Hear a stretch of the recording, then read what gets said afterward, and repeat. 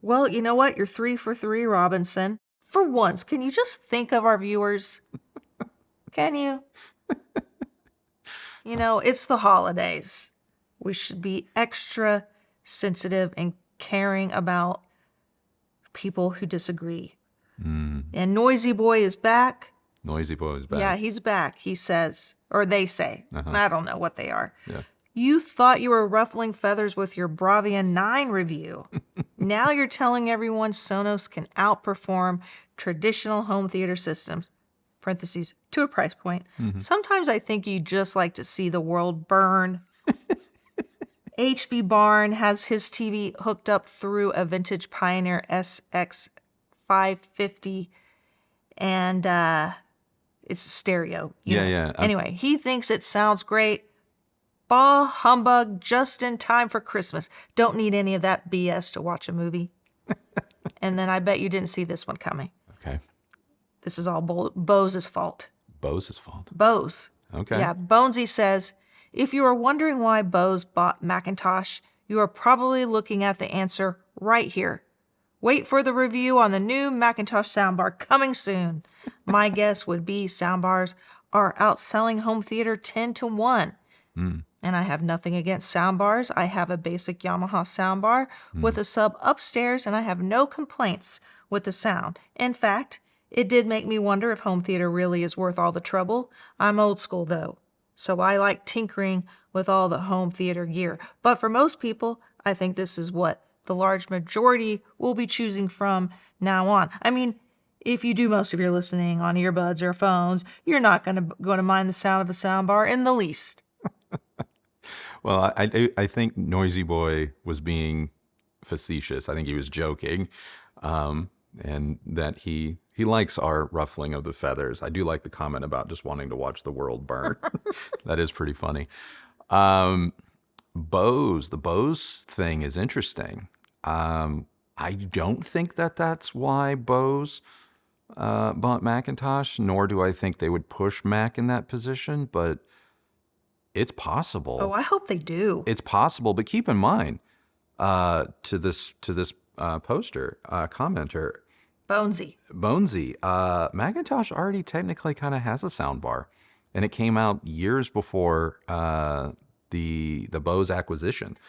So they've already been kind of having a little bit of a toe in the water of the lifestyle powered Sonos Bose soundbar type thing. As for do soundbars like outsell or, obviously, I don't want to say outperform, that's a different topic, but do they outsell traditional home theater components? Absolutely.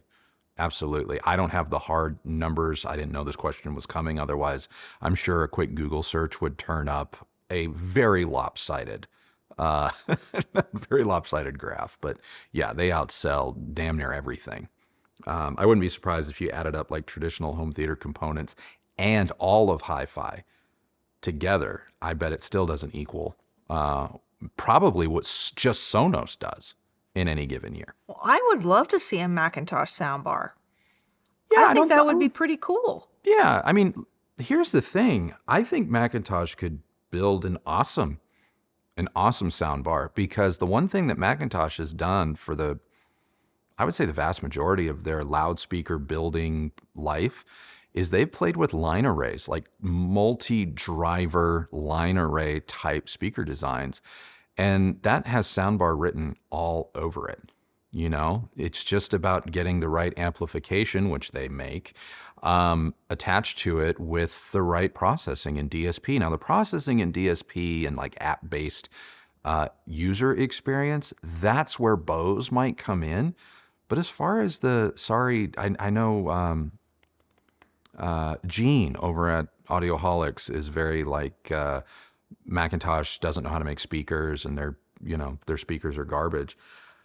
I think you take Sonos Faber know-how, Macintosh know-how, line arrays, power capability that obviously Macintosh understands, even if when they get into Class D, they have someone else make it for them. And then the Bose user experience, I think Mac could make a soundbar that absolutely rivals, if not comes close or outright crushes, something along the lines of the B&O Theater.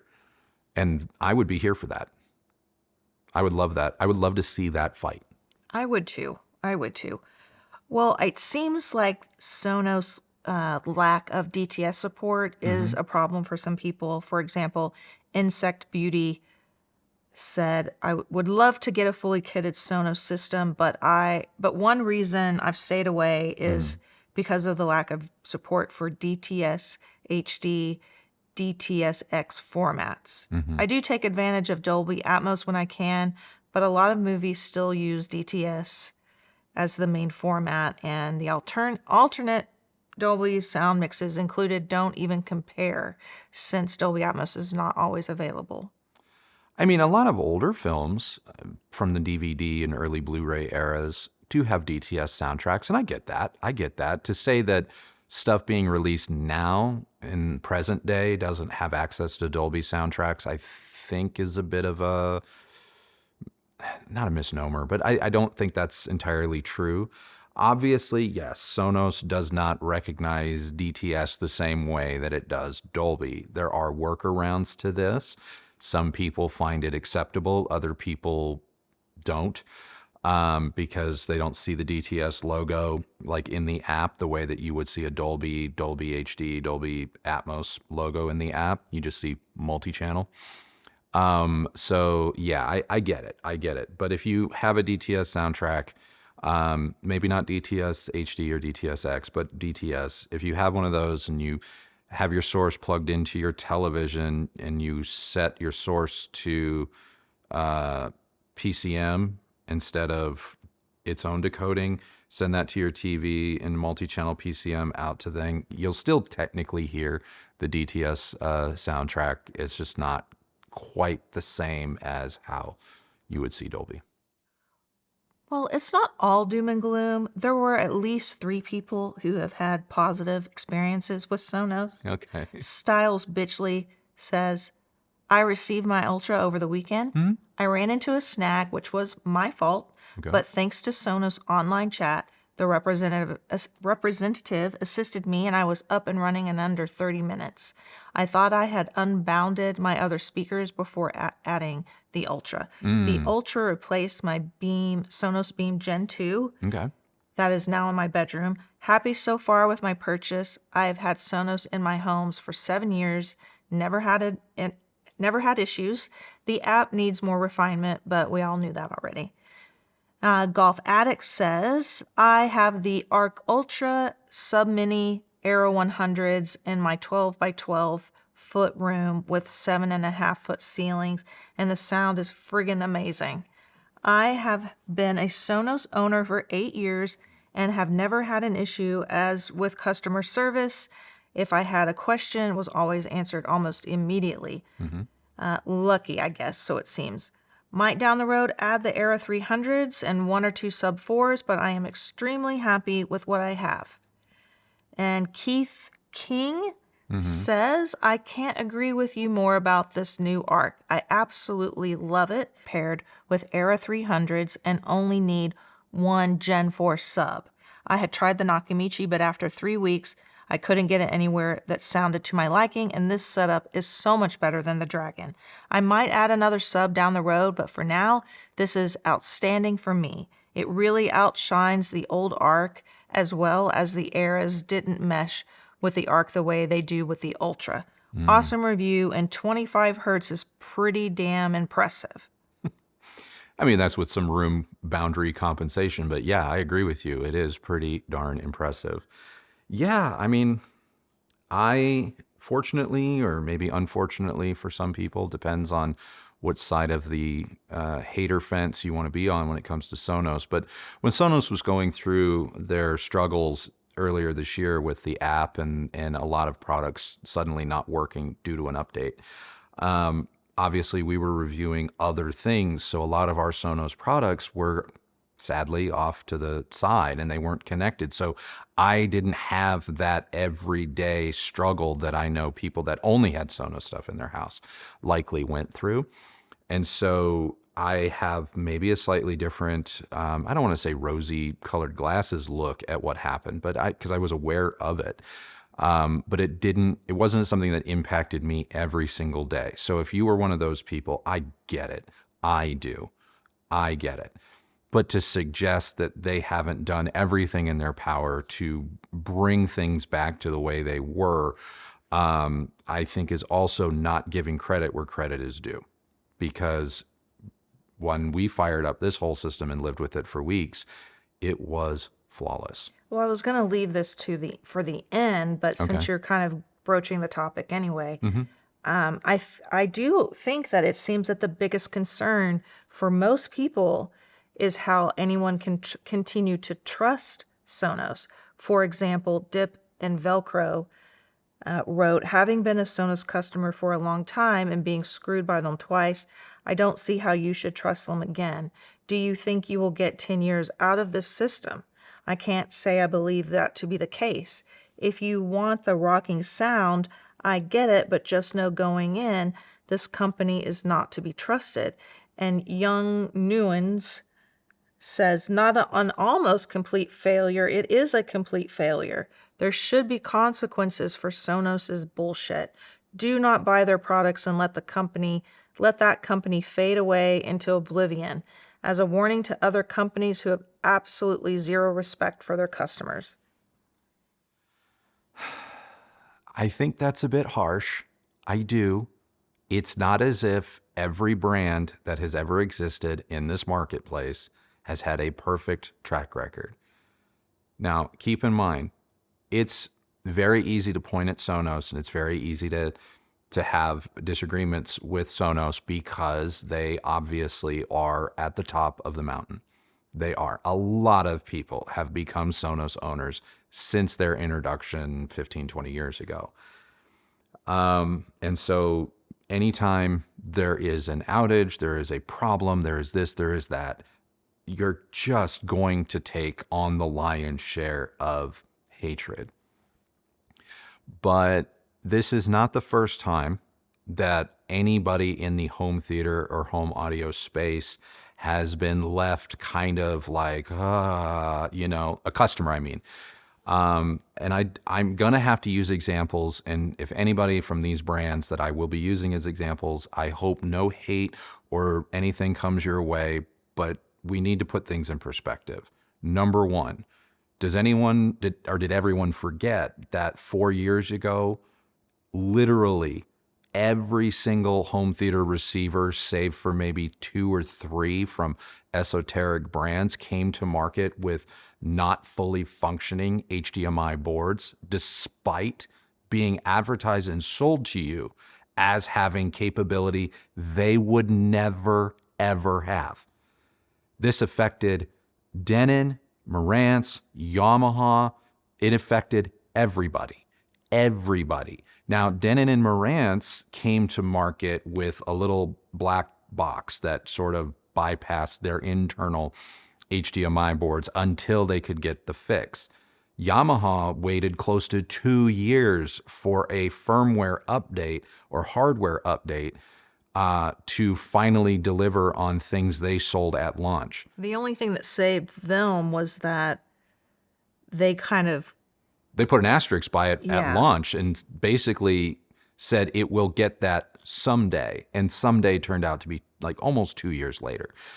And that was a big to-do. And a lot of people ended up with stuff that didn't cut the mustard, especially if you were a gamer and wanted to take advantage of those higher frame rates and those gaming functions through your AVR.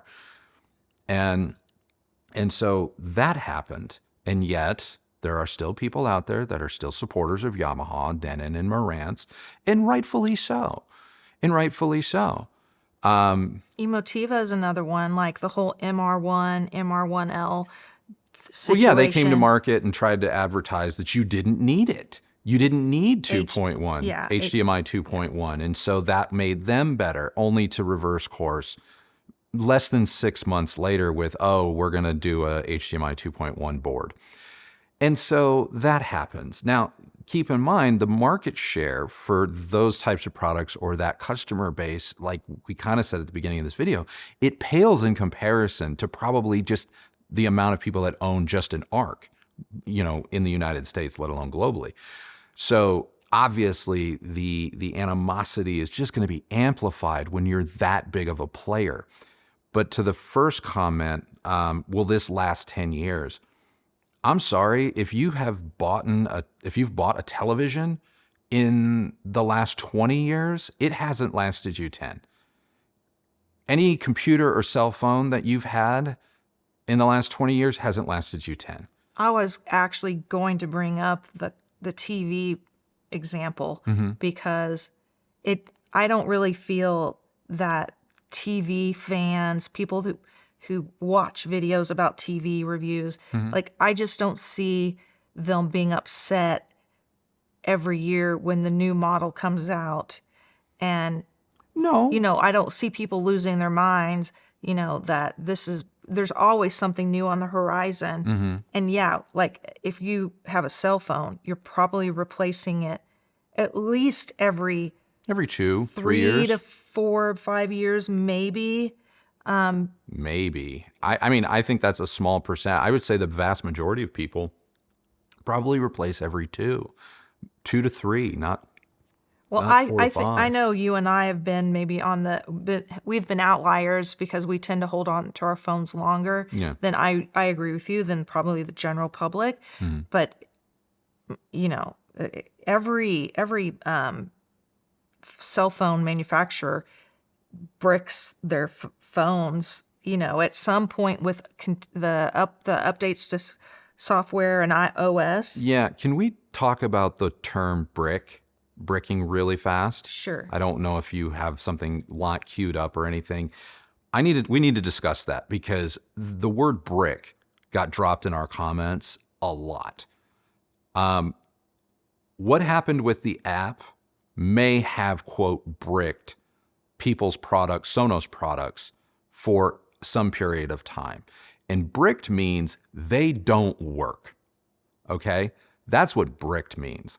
What happened 5 years ago, 6 years ago, whatever it was, when Sonos moved to new architecture and told customers of their existing architecture that, hey, we're not going to be able to support this with new updates or make it entirely compatible with where we're going forward with, that didn't brick anyone's system. It just got frozen in time. So as long as you were still able to enjoy your setup and it all still worked, it was going to continue to work the way that you would have been enjoying it for years. Now, I get that the frustration exists where it's like, but I want my Sonos stuff from 10, 15 years ago to work with Sonos stuff from 5 minutes ago. I get it. I would want that too, but it doesn't always work out like that. And it's not always possible because some of these new technological advancements require completely different hardware. They just do. And there's nothing, it's not that Sonos is sitting here, they twisted their beard on that one going, how do we screw people over? Sometimes you have to make the hard call. Does anyone remember when Microsoft was like, hey, we're not going to continue to support Windows 95? Does everyone remember that day?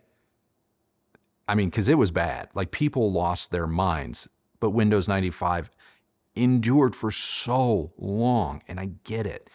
I mean, as a Bang & Olufsen owner, like there are things that I would really love some of my older Bang & Olufsen products to do that they just won't. And Bang & Olufsen makes little gadgets and little hubs and things that you can plug older products into that give them some flexibility or convenience with their current gen stuff, but you do not have the exact same level of everything.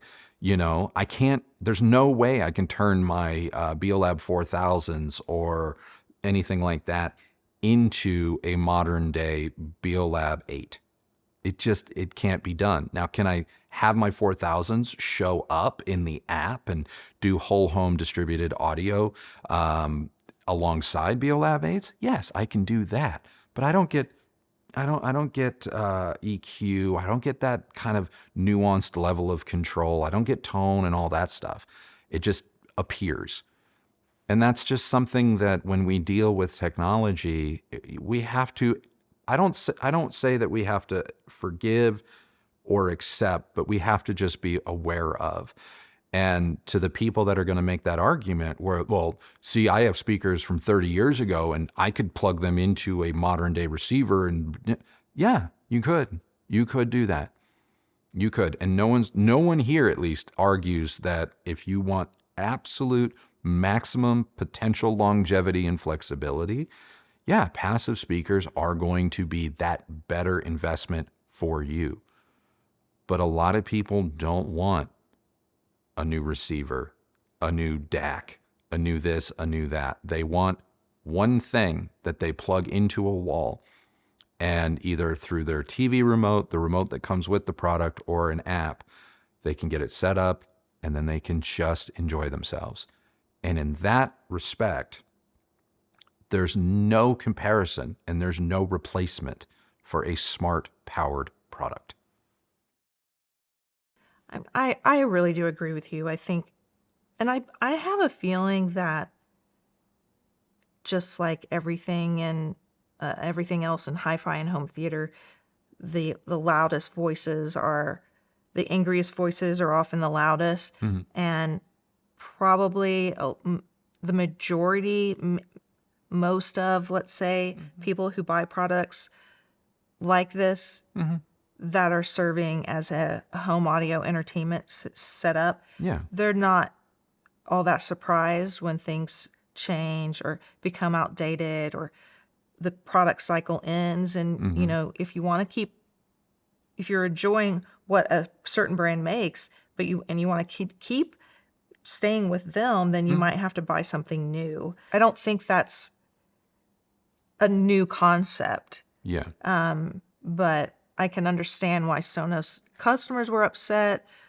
But I just don't know if it's really worth suggesting that they like just fade away into oblivion. Yeah, that's such a overreaction, to be honest. And because we need, I personally think we need brands like Sonos out here to continue to push the more traditional type home audio and theater video brands to come out and stay relevant with different products. Oh yeah, and if you believe that sound bars and smart products are gateway drugs to people wanting to then experiment and go deeper into the hobby with, you know, separate speakers and this and that, that adoption or conversion rate is going to drop exponentially if Sonos ceases to exist.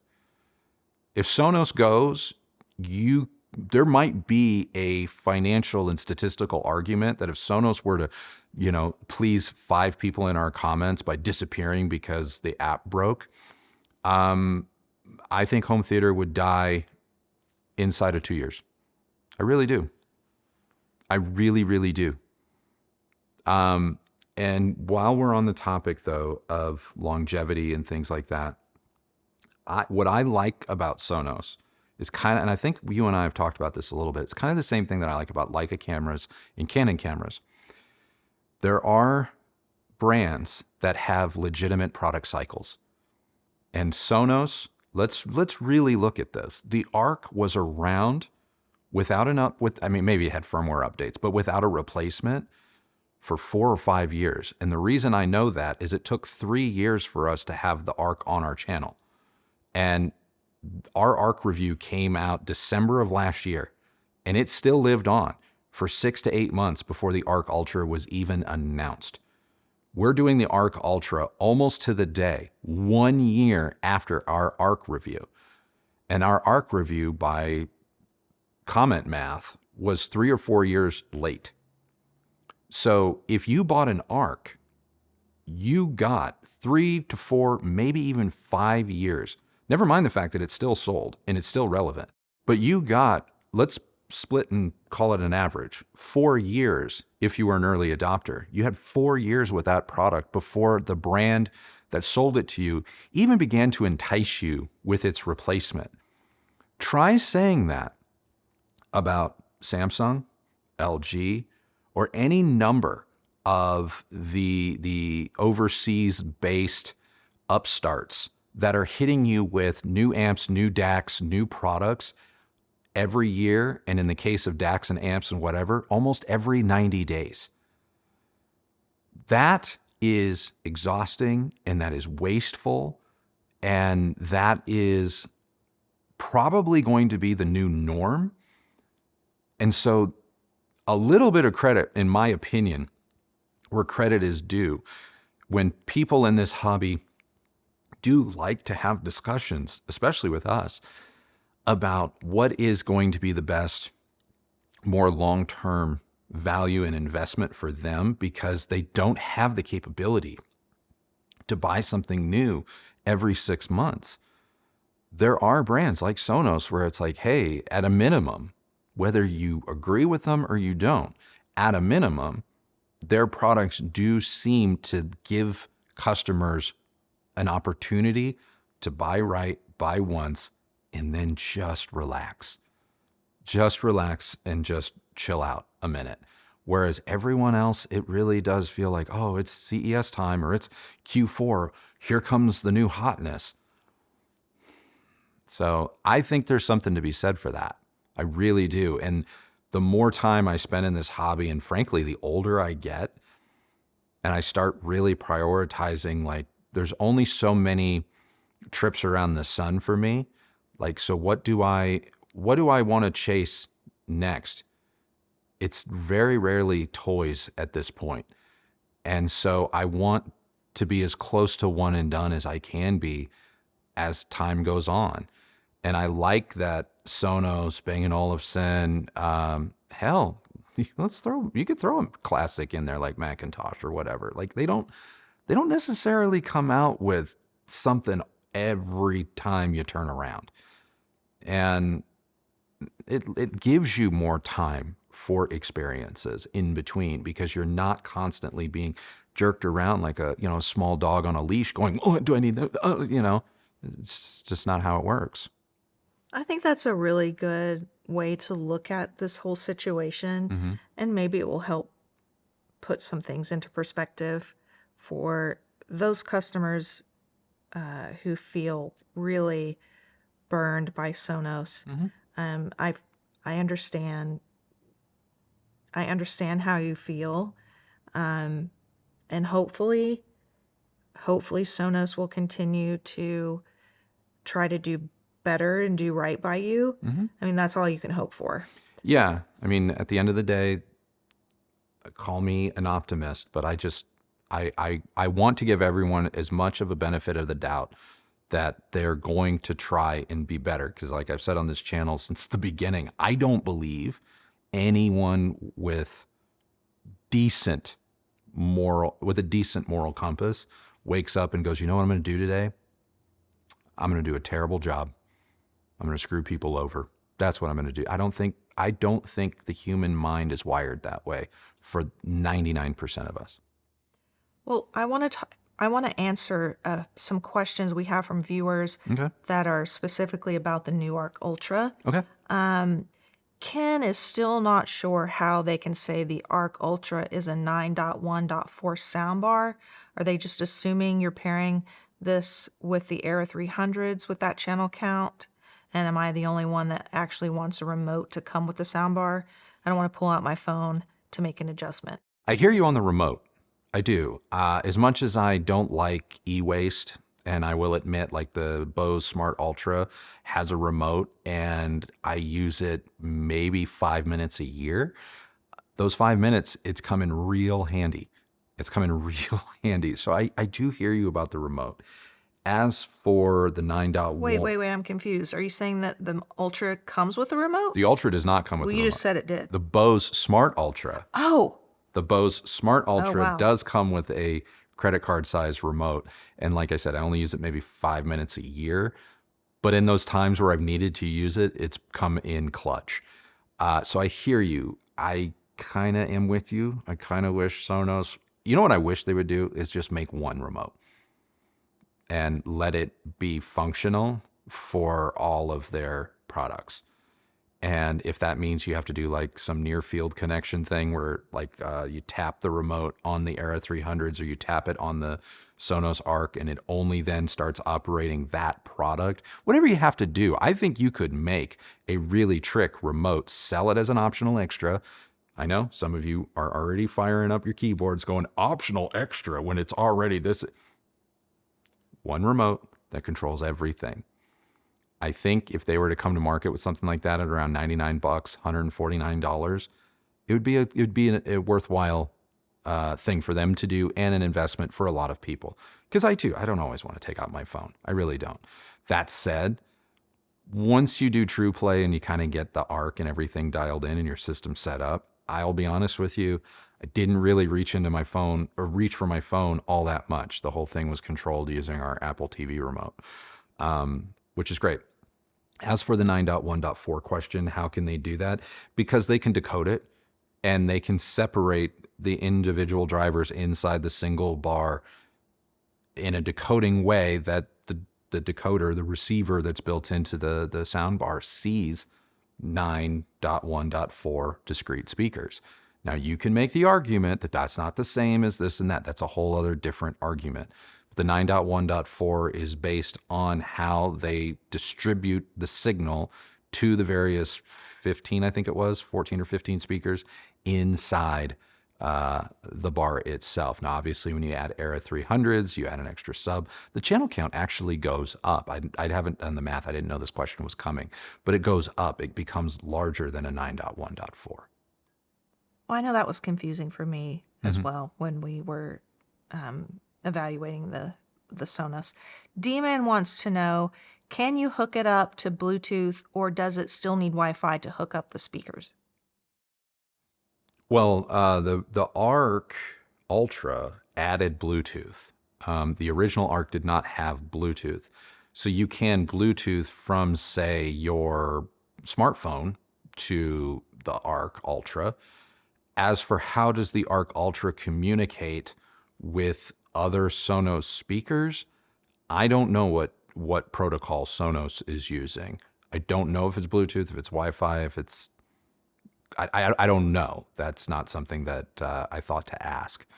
Our Era 300s and our two subs, Sub Gen 3 and a Sub Gen 4, paired beautifully with the Arc Ultra. It never dropped signal, never had any issues with it. So whatever they're doing, at least in our room and in our experience, it has proven to be rock solid. Richium says, when you say the full Sonos setup depends on room size, would love to know your thoughts when the bar alone is not enough for a room size.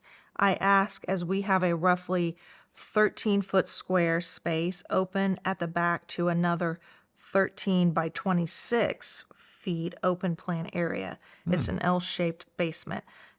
Richium doesn't want the bass too boomy, but also doesn't need to overspend if we don't have to. Hoping to pair with two Era 300s. I mean, a Sonos Arc Ultra with two Era 300s and a single sub in and around the listening position, because our room opens up to a very large space off to the right side if we're looking at our television, but within, call it the area rug, which is, we're at about a 12 by 15 size. We had to put two rugs together to make that size, but we're at about a 12 by 15. Within the seated listening area, an Arc Ultra, two Era 300s, and a sub is enough. I personally do like having the second sub now. In comparing one versus two, I felt that it made a notable, appreciable, worthwhile difference. Do you need that? No, absolutely not. But I think so long as you place the Era 300s not at the far end of your L-shaped basement, which sounds like it's almost 30 feet away, and you actually have them relatively close to your seated listening position, within 6 feet or so, I think you're going to have an immersive experience, especially considering that it sounds like you have two parallel sidewalls and that behind you is where all the space exists. That's going to be great for bass to dissipate naturally and for front to back reflections to be minimized because they got to travel so damn far, that you might actually end up with a pretty awesome experience just with an ARC, a sub, and two Era 300s. Well, what about just having a bar alone? I would say in a room like that, I would at least want the sub. Because you have parallel sidewalls, you might be able to get close to the wraparound sensation without Era 300s. So if you're trying to decide you don't want to overspend, I would do a bar. In your situation, I would do the Ultra in one sub. Live with that. Live with that for a minute. Really kind of put the screws to it. And then decide if 3, 6 months or a year later, you want to spend the $799 or $699, whatever it is, on a pair of Era 300s. I mean, they're going to be there for you. They're not going anywhere, so you can add as you need. And that's what I would do. If you're not going to go full out from start, get the Bar Ultra in a sub. I personally thought the Bar sounded very impressive by itself. I do too. I just think that the fuller, more confident, lower 20, 30, 40 hertz region with the sub in a living room environment, when you want to listen at volumes more aligned in the 75, 80 dB peak range, it can do louder than that, but I'm just going to say like 75, 80 dB relative sustained volume is loud. It is. The sub does help give you that final sensation of the full experience. In a bedroom or in a smaller room, some people that are talking about 12 by 12, 13 by 13 rooms, you might even be able to get away with no sub, or you might be more of a candidate for that sub mini because you're just trying to augment a little bit. But I'm with you. The bass out of the bar by itself was surprising. It was surprising. And I just want to be clear. I agree with you. I think the whole system altogether with with the eras and the subs and stuff was amazing. Yeah. It was amazing. I just was saying that me personally, I thought even in our room, the Ultra Bar by itself sounded really good. Yeah. And so I agree with you. In certain situations, you could start there and see how that works for you. The other thing though that I will point out, it also is going to depend on like your watching movie and TV tastes. If you're like Andrew, I don't really like action movies. I'm more of a Good Will Hunting, talking type drama, or I watch just TV shows where maybe there's the occasional car screech or kicking down the door, show us your hands. You could probably get away without the sub. You probably could. Television, broadcast, news, even sports, you don't need the sub. You don't need the sub at all. But if you're like, oh no, the Ready Player One King Kong race is my screensaver, you need the sub. Took the words right out of my mouth. Oh, sorry. Bobtown Car Guy wants to know, what is the benefit of Sonos over a 2.1 system? Again, if we're just looking at the bar, the Sonos Arc Ultra, a 2.1 traditional system, that is two speakers of whatever ilk, whether it's a bookshelf or a tower, and a single subwoofer, with physical, literal space between the speakers. And when listening to music, you are going to have a music experience through a 2.1 system that is going to be in line with every music experience you've ever had. And it's going to, in some way, be a facsimile of every music experience someone else has ever told you about. And that music is going to come out of two speakers. Your brain is going to put all of the pieces together, and images, audible images are going to start to form in the center, in, kind of off to the sides. And hopefully, depending on your placement in the room and your location of your seating position in relation to the speakers, you're going to have sounds that come out, a little bit beyond the speakers themselves, a little bit more higher than the speakers, and a little bit below the speakers. And that's great. That's awesome. But in order to do that, I need 2 speakers, I need a subwoofer, I need 3 sets of cables, 3 sets of cables, or in the subwoofer's case, 2 sets of cables, because I need to send the signal to the speakers in the form of speaker cable. I need an interconnect and a power cable for the subwoofer, and all of that needs to go to either an integrated amplifier, an AVR, or a preamp and an amplifier that then need to be connected with their own cables all running. So now, just to recreate the musical experience at a minimum, I'm looking at 1, 2, 3, 7, 8 different components. That's the minimum. I feel like Office Space just then. That is the minimum. You're looking at 8 different pieces to do that. Sonos Arc Ultra, or Arc, is, if you really want to be super simple with it, it's 2 pieces. It's the bar and a power plug, because everything else you would do wirelessly using the app. Now, the sound experience of stereo in that instance is, instead of 2 speakers coming together to create this phantom center, aural images that appear in the center, you physically have a bar in the middle. So the center image of a bar is unbeatable. Whereas you may have to fidget with the placement of speakers to get that center image to coalesce. With a sound bar, it's there. Where the soundbar has issues is how much it can grow beyond the boundaries of the bar itself. And the Sonos Arc does an admirable job in this department, in that it does have some height, it does have some width, but it's not as good as, say, a Sennheiser Ambio in this respect, where the Ambio is able to throw larger sounds further away from the bar when listening in stereo. Now, if you start listening to things that are mixed in multi-channel, say, for instance, Dolby Atmos, like the track Unholy that I reference in the video, that is mixed completely differently than how stereo mixes are done. And as a result, the processing inside the Arc, just like the processing inside an AVR, reads that incoming signal differently.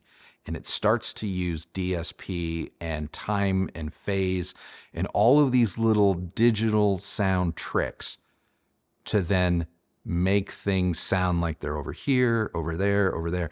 That doesn't exist in a standard 2-channel, call it CD kind of mix or rip or whatever you want to call it. So if you have 50 years of listening to music one way, the Arc or any soundbar or virtually any smart speaker in the modern era is going to be an adjustment. It just is. Because you're going to have to learn to listen differently, and you're going to have to give your brain time to stop focusing on the one speaker in front of you when it's so used to seeing 2 off to either side of your peripheral vision and being amazed that you're hearing something directly in front of you. But with time, you'll stop seeing the bar, especially if it's mounted below your television, or on a wall or just slightly below view. Over time, you will stop seeing it. And when you do that, there won't be as big of a difference. Great answer. Gray Quinn brings up a pretty interesting point about how your thoughts have changed about the Era speakers since you originally reviewed them. Gray Quinn says, so I just watched your review of the Era 300s. It is surprising how on their own you didn't particularly like them, but when paired with the Arc Ultra, they shined. So maybe they are great as satellite speakers for this soundbar, but not so good on their own, is the question? I think I get what they're saying. I think when you watch our Era-only review, you would come to that conclusion. but if you watched our original Sonos Arc review last December, I very much mirrored my sentiment in the Arc Ultra review about the Era 300s. And I kind of go into detail in our original Arc review about how the Era 300s on their own in the early goings for me were average, above average, but maybe not excellent in all the ways I wanted them to be. But then in December, when we did the Arc, I was like, oh, I get it now. These are phenomenal rears. So if you saw our Era 300 review, skipped our original Sonos Arc review, and we're going from Era 300 to this, I totally understand how you would have that takeaway.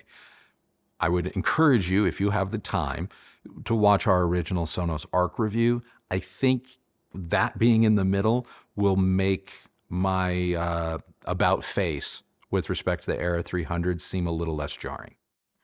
I know for me, it was more about how I wanted to use them, the Era 300s, and that was connected to our TV, and not so much that I didn't like their sound. And I remember we had to AirPlay from our TV to the Eras, which wasn't exactly ideal. I recall we had some lip sync issues.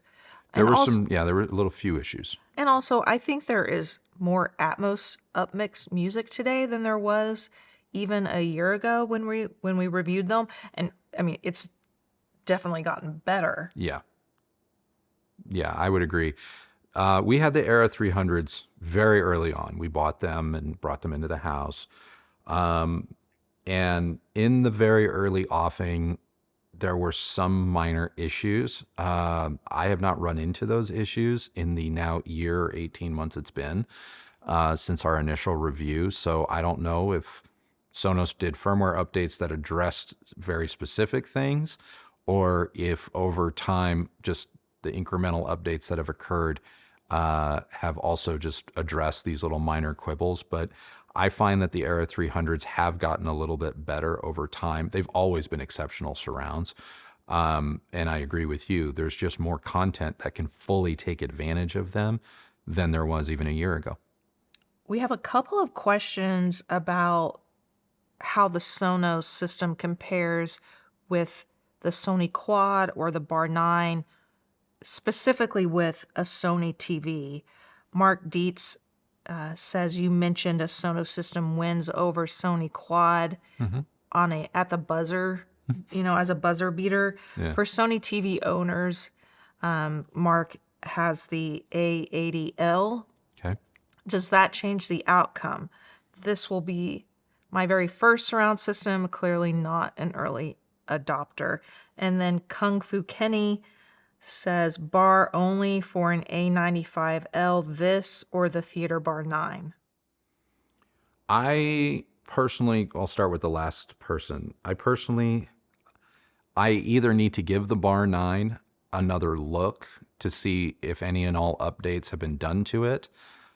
Because initially when we reviewed it, I was not a fan. And so as a result of that experience, the Bar 9 is not a product that I personally, based on my experience, recommend.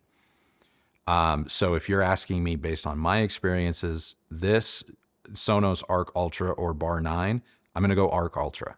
I just am. Now, if you feel differently, I get it. That's fine. I might even feel differently if I had a Bar 9 today with the latest, greatest firmware updates and whatnot. But I have to go off of my notes and my experience. And when we got the Bar 9 very early in its release, I don't believe it was very good. And that's just all I can say about that.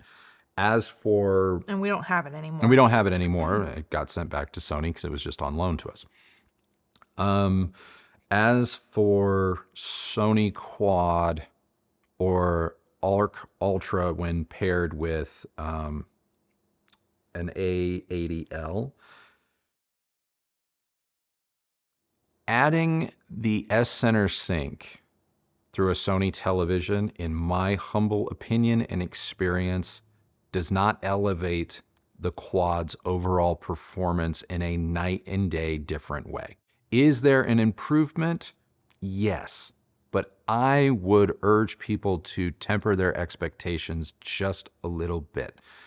It's not as if when you have the Quad system plugged into or connected to especially a Sony OLED TV, which I do feel may have better sounding speakers than some of their LED based TVs, that a whole new element of something is unlocked. That doesn't really happen. And in our Bravia 9 review that came out a couple of weeks ago, we kind of addressed this head on, in that I think Sony uses the speakers inside the TV very subtly in order to not necessarily outright disrupt the already really nice experience that something like the Theater Quad gives you.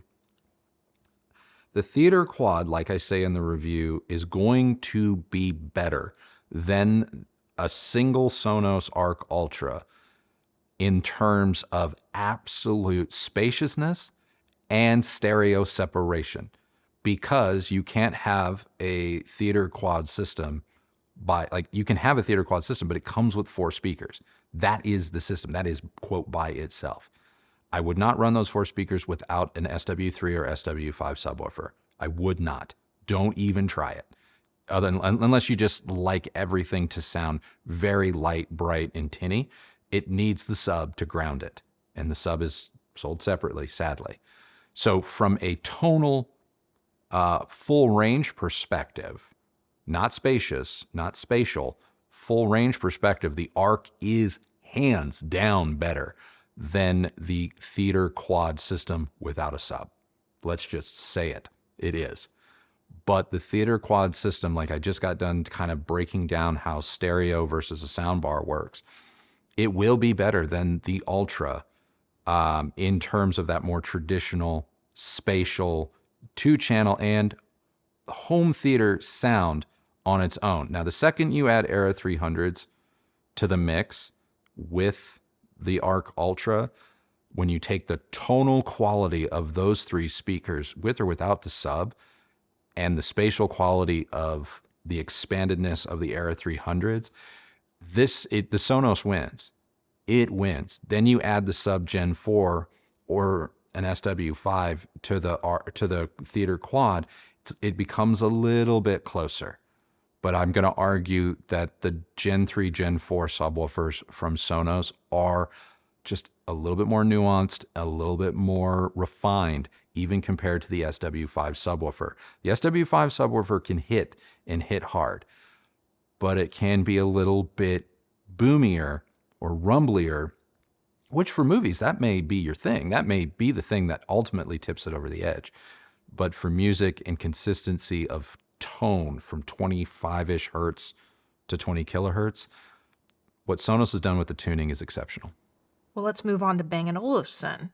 Okay.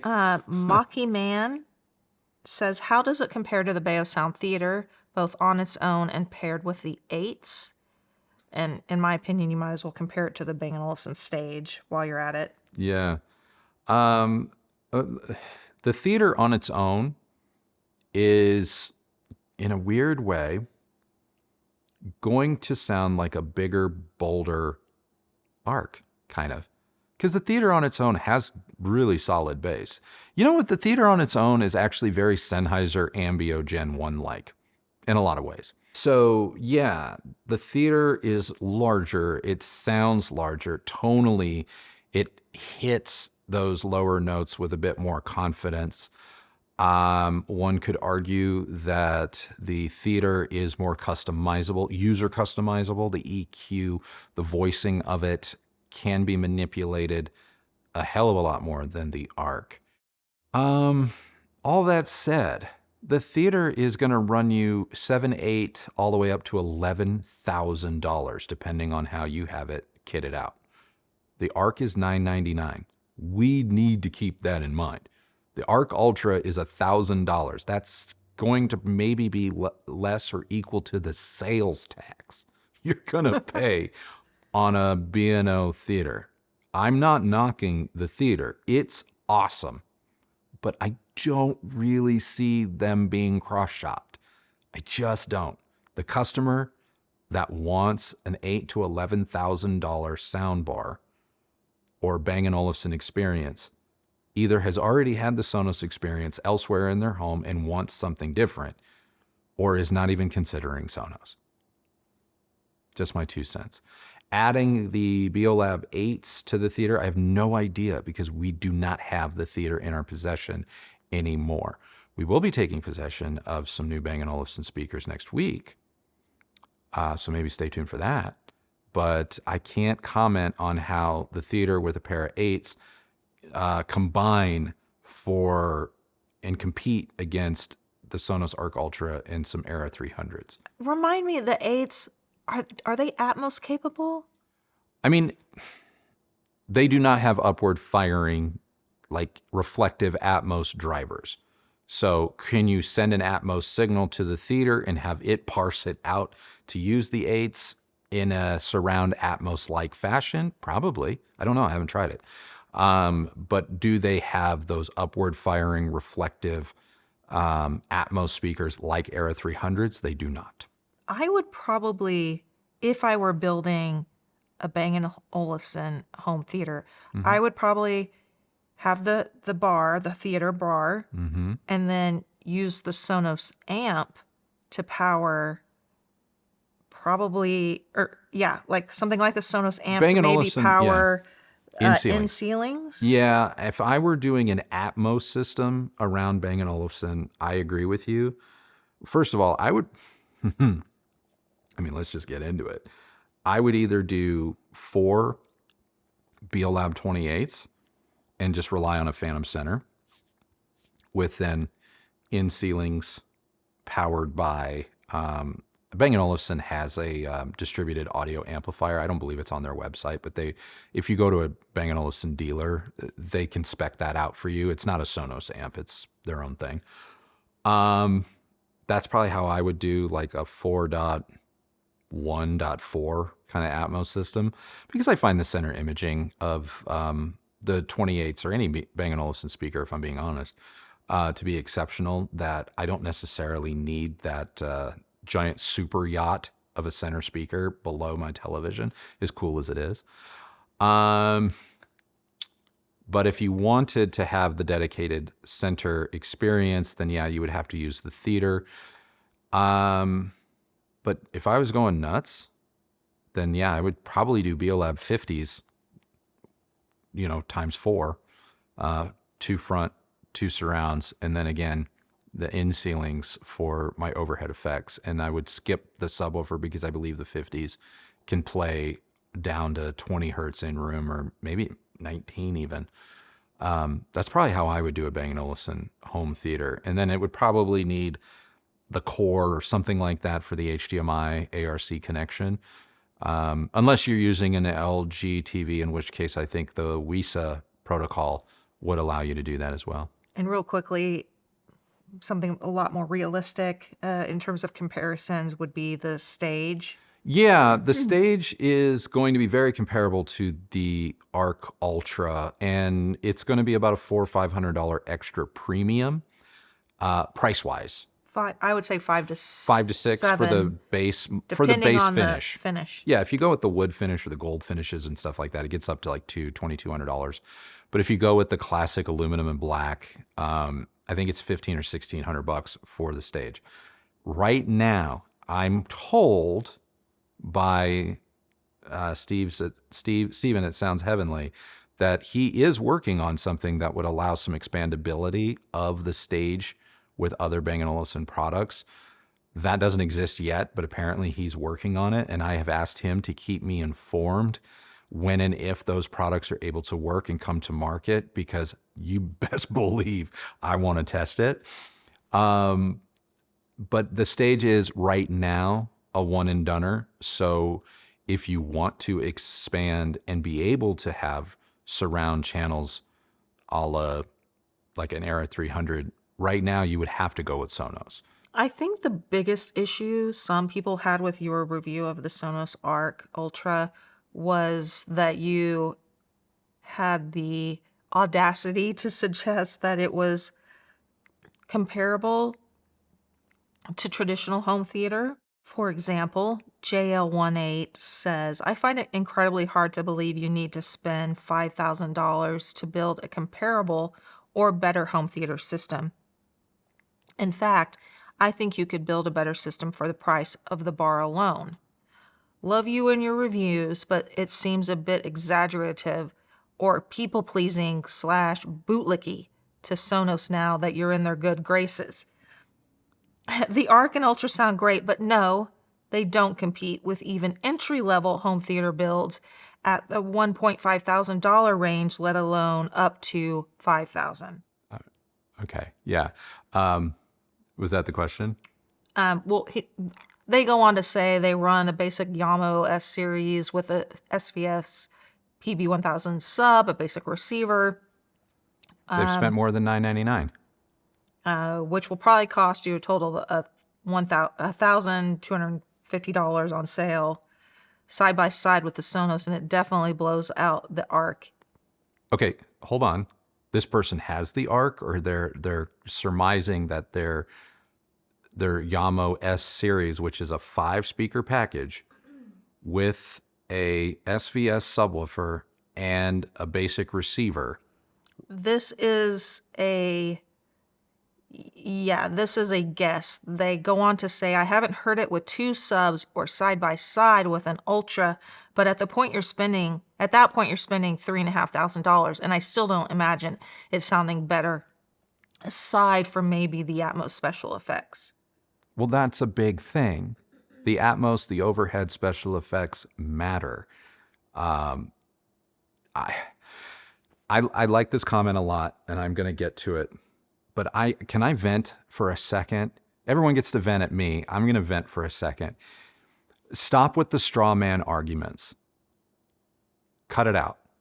I make the comment that I make because I'm able to literally put these 2 systems in the same room at the same time. And I'm not saying, because someone said, there's no way that it's the same as your SVS Titans with the da-da-da-da-da. And I said, I never said that. That is not what I said in the review. I said it would probably take me wanting to invest in something of that grandeur for me to come away going, okay, the proof is in the pudding. I am getting something that at every turn is demonstrably better than my everyday just going about my life listening experience with a full Sonos system. I did not say that the full Sonos system is the same as the Titan. I did not say that. I said it would take for me stepping up to something of that ilk to push aside all of the convenience, ease of use, and let's face it, general satisfaction that I have with the full Sonos system at just under $3,000 for me to every day walk into my room, turn everything on and go, okay, this is worth it. That jump is worth it. But I'm also going to go out on a limb and say that 90% of the consumer population may not be willing to make that leap when you see all that it is required. I mean, it's a lot. It's a lot. The Titans are an insane value for what they are, but they cost $1,000 on their own more than the entire Sonos system reviewed here with subs. Then we're talking about adding a center. We're talking about adding 2, 4, 6 in-ceiling speakers for surrounds and Atmos channels. And then we're talking about an SB17 subwoofer. Total cost before receiver is we're pushing over 10 just in speakers. Somewhere between 9 and 10 grand. Then we bring in a receiver, which right now the RZ30 does it for me. So you're at $1,200. So you're talking about after tax, a $12,000 total investment plus the space in your room versus something that at $3,000 all in, you're taking up less than the footprint of one Titan. And for the vast majority of people, getting 70% of the experience. And that's going to be enough for people. And it's not about, oh, they don't know any better, it's convenience. No, it's going to be enough because it is enough, because it's insanely effing good. So I really hope that people will stop with the straw man arguments. Like, We had a guy in here that was like, it can't possibly compete with my 18-inch subwoofer. No one effing said it could. In the same way that I'm not trying to convince you that your way isn't better, you guys, a lot of people need to stop trying to poison the well and be the vampire of someone else's happiness, because there are a vast majority of people that would be well served by something like the Sonos. And we want them to be well served by something like the Sonos, because if they don't, like we said in the beginning of the video, if they don't dip their toe in the water, catch the bug, they're never going to look upstream because they didn't even pick up a pole. They didn't know to go fishing. You know, prior to getting this watch, I didn't care about watches at all. At all. Why do I need a watch? My phone's in my pocket. It tells time and does thousands of other things. Then we saw this watch on a gentleman at a store. Christy and I both fell in love with it. She got it for my birthday. Now, guess what this idiot's doing? He's freaking watch shopping all the time. Watches. Watch content all the time. All the time. It's my new favorite thing. I already know the next 2 watches I'm going to buy. I already know. One of them's incredibly expensive. It's down the road. But I know what my next middle of the road one is. I found it the other day. Gorgeous. I'll put it, editor me, put it on screen. It's gorgeous. Anyway, so that aside. I want to say something real quick. Mm-hmm. Or actually, I want to bring in another comment. Okay. Because it's really interesting, I think, what the fishing analogy you just made about, like, we need stuff like this in order to get people to dip their toe elsewhere in the home theater hobby. Spencer Gates, who happens to work at Best Buy, says, I know you said that the Sonos system punches up with the SVS Titans and Sub. He misrepresents a little bit. But I would like to see a price equivalent comparison. Sure. I work at Best Buy, and I'm frequently trying to convince customers to get an entry-level component system in lieu of the Bose or Sonos bars. Not sure why, but how would this stack up to a price equivalent Martin Logan Foundation 3.1 or 5.1 system? Is the Sonos just plain better? At what point does components gain some value back? Look, my favorite budget loudspeaker in 2024 is the ELAC Debut 3.0. And at $499 a pair, or $449 a pair, that they represent where I think legitimate quality hi-fi and home theater really begin, where you could make the argument that for the vast majority of people, at $449 a pair, they're one and done. That doesn't make them investment grade, like they're going to hold their value or whatever. It does make them a great value, and there is a difference, but they can be one and done. So if we just look at that, I need 5 of those for a basic 5-channel home theater. Right there, I am over the cost of one ARC Ultra at $999. I'm over the cost, and I only have 5 speakers. So $449, so $900 for 4. You can't buy a single one.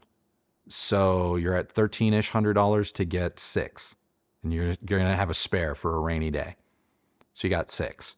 6 speakers for about $1,300. Not bad. Not bad. You can then place those spatially or in your room where you will have better stereo separation.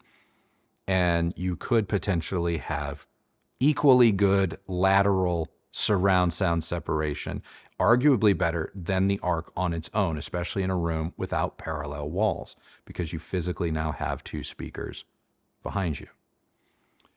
However, you will not get height effects at all unless you invest in the Atmos modules for at least 2, if not 4 of those speakers that sit on top of the ELAC 3.0s. Those cost, I think, $200-300 for a pair. So we need 2 sets of those. So let's say they're $300 for the pair. Now I'm at 6. So I was at $1,300 plus $6. I'm at $1,900. And that's 5 speakers with 4 overhead effects. Now I might be comparable to the ARC Ultra plus a pair of Era 300s, even though I'm still spending more for the ELAC. The ARC Ultra on its own might be outclassed now by these 5 speakers with the 4 Atmos effects, but I'm also spending double what the ARC costs just to get there. Okay? Now, I need to power all of these things. So I need at least a 7, if not a 9-channel amplifier or receiver. We're going to go with the receiver because I'm going to need 5 channels for my quote bed layer, and then I'm going to need up to 4 Atmos channels. So that means that either I need to take the back channels of a 7.1 receiver and hopefully be able to reconfigure them for Atmos and have 2 additional Atmos channels. That receiver, at a minimum, is something like an RZ30 or an RZ50 on sale. So let's just say that you can do it for $1,000. So I'm $1,800, $1,900 in just speakers, $999 for an RZ50, which is a great receiver, but we're close to $3,000 now. Now I have to add a subwoofer. Okay. A subwoofer that's going to be in the same territory as a Sub Gen 4. You're looking at an SVS 3000 micro at $600. So now I'm at $3,600. I think there's 7. $3,700. I have a basic 5.1.4 Atmos system using quote budget stuff, and I'm now at the relative sensation, channel count, whatever, of a Sonos Arc Ultra with 2 Era 300s and a Sub Gen 4. Only difference is that Sonos system out the door is $2,400. I'm at $36, $37. Here's the other thing though. Now I need cables. Now I need stands or brackets. So even if I go with Kanto stands, which are fantastic, and but I think $199, $199 for a pair of really good ones, maybe $150. I need 2 in the front and I need 2 in the back. So there's another 3. I'm going to call it $300. I'm now over $4,000. I'm now over $4,000. Cables, you get a spool of CL rated 12 gauge copper, OFC copper for $25 from Amazon. So we're not even going to throw that in. But I'm at $4,000 to $40,000. I'm over $4,000.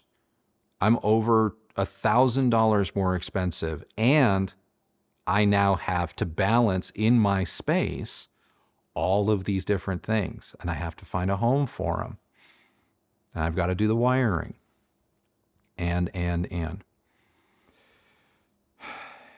Some people just don't want that. And if I'm being completely honest, if I were to put you in a listening position with the ELAC system that I just described and the Sonos Arc system that we reviewed, and I sat you in the listening position and I played the same movie clip, not stereo music, movie clip.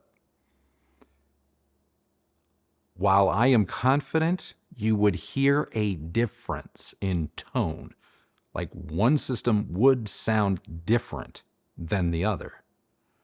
If you were to say which one gave you the better experience, I think you would leave going, well, they both kicked ass. Or it was kind of a tie. I mean, I kind of like the sound, like a tone on this one, on that part a little bit better. I felt the bass was maybe a little bit different over here. But overall, if I said, no, just overall, what sounded surrounding you? What sounded like cinematic? What thrilled you? I'm willing to bet it's a tie. Or damn near.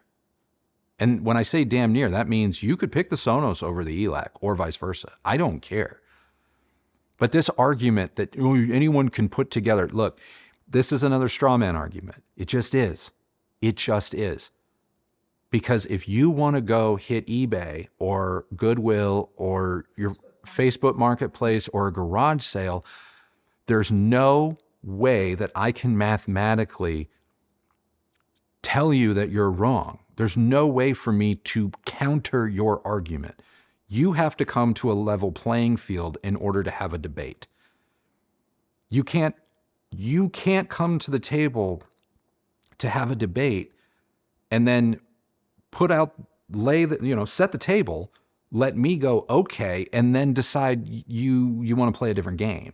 Oh, but I buy all my stuff secondhand. That's not the debate we're having. That's not the debate we're having. Hell, if I bought all my Sonos products secondhand, I could probably save $1,000. But this day and age when they're like, you can put something together but no, you can't. It's not possible. And it's not just Sonos. It's like, look at the Samsung Q990D. I think they're blowing those things out right now at like $999. It's not possible. You can't do everything that system can do at its current price with traditional components. You just can't. And so if you're a person at Best Buy and it is your job to help people understand or make the best possible purchasing decision for themselves, it's not about steering people into what you think is better. It's about laying out all of the pros and cons and asking them, what type of person, listener, entertainment experience do you want to have, followed by, are you willing to endure? Yeah, I mean, I think you also have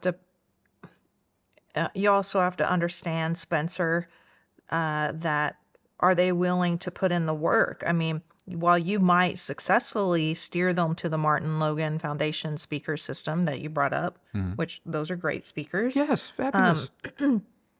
Once they get the thing home and they start trying to set everything up, you're not going to be there to help them. So, they may end up spending, a few days with it and going, this is just way too much, too complicated. And then they're back in the store returning it and getting something different.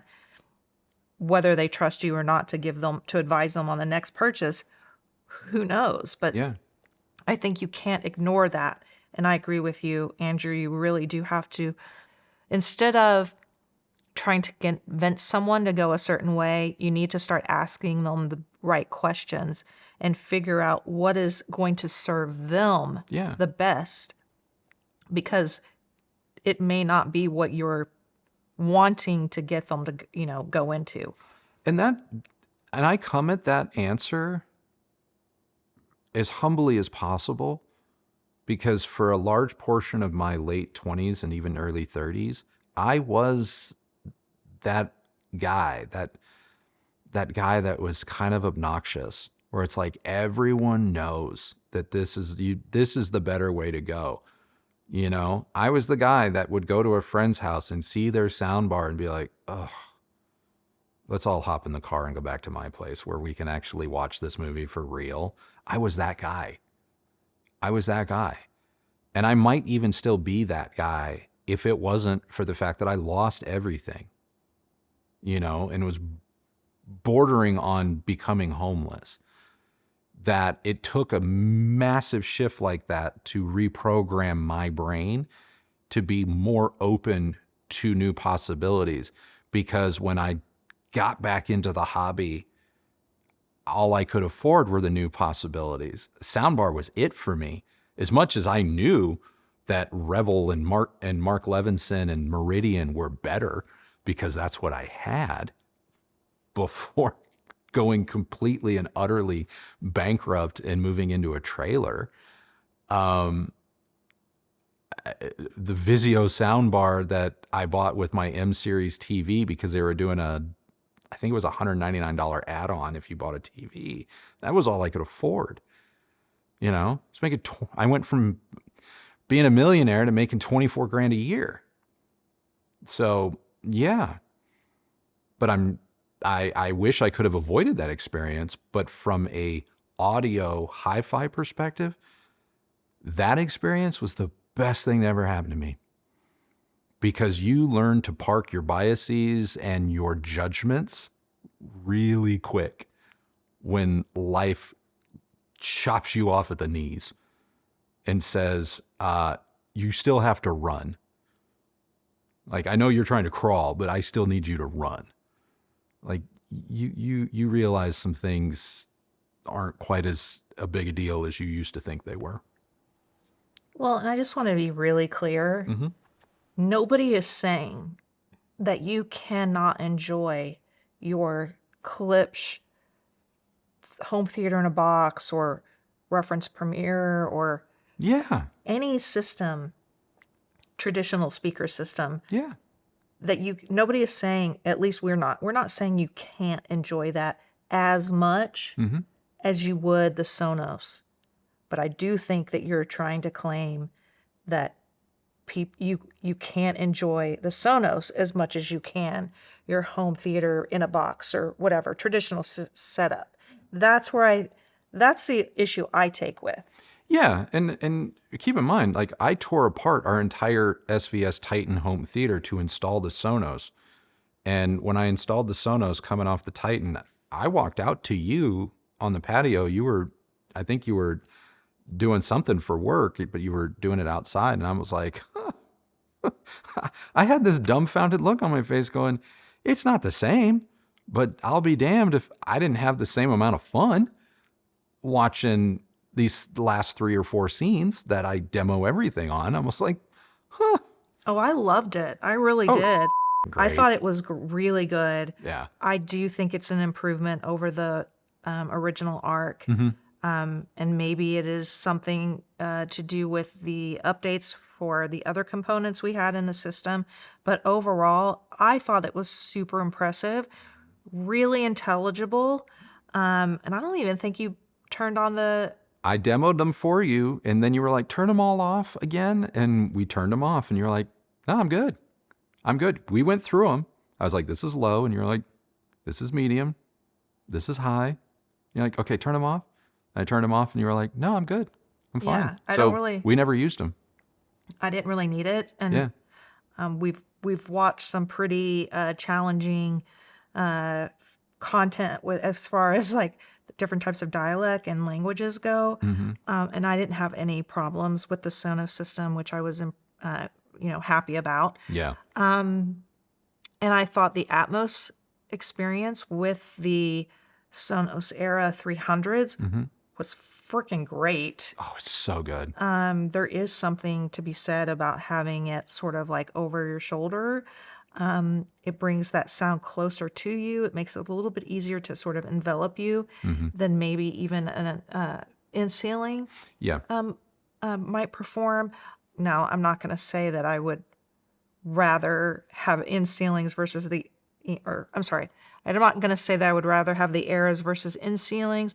Yeah. I'm still not quite ready to do that because it does require you have just more stuff out, visibly out. Yeah. But you did try the. How cool was that? Yeah, this was something I was like, oh, I didn't even think of that. So it hit me late. Yeah, he pulled out the Sonos amp and used that to power our in-ceiling Klipsch speakers. Yes. With the Sonos ARC. Yes. And that was really great too. And what was really shocking, I guess maybe I should have known this, but I must have spaced it. But the Sonos amp then saw our Klipsch in-ceiling speakers as, quote, Sonos speakers, which meant that I could tune them using TruePlay to the ARC Ultra and the subs. And I didn't remember or think that TruePlay would work with third-party speakers, but it does. And in that instance, before I ran TruePlay, I was like, oh yeah, there's differences here. Like, not differences like bad, but like you just know that's not a Sonos designed speaker, the Klipsch. It sounds a little bit different. TruePlay got them to sit in relative alignment to the point where there wasn't a real jarring sort of like I am listening to a different company's speaker. And when that happened, I was like, ooh, I wonder if this could be expanded upon, because it's just stereo, but it's like, I wonder if there's a possibility for a 4-channel Sonos amp that would allow for people like us that have in-ceiling speakers to have true overhead front Atmos and back surround Atmos type situation. I'd be really intrigued by that. I really would. I think that would be a cool kind of inner rim product to bring to market if it were possible. Great idea. All right, we're done. That's it? Yeah. All right. Well, I hope you all enjoyed the video. I do enjoy these discussions. Tune in Sunday. Got a brand new one. One that some of you have been asking for. When's it coming? When's it coming? You're getting it Sunday. You're getting it Sunday, so tune in for that. Until next time, enjoy the rest of your Friday, guys. And we'll see you Sunday. Have a great rest of your day. All right. Bye.